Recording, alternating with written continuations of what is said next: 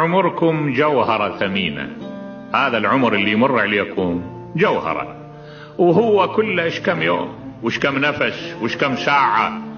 لا تضيعوها باللهو واللعب بس، ترى هي غالب عليها اللعب واللهو. اخذوا الجانب الجاد من الحياة، الجانب الجاد من الحياة اللي يخلدكم، لان انت اللهو واللعب ما يخلدك. شنو اللي يخلدك؟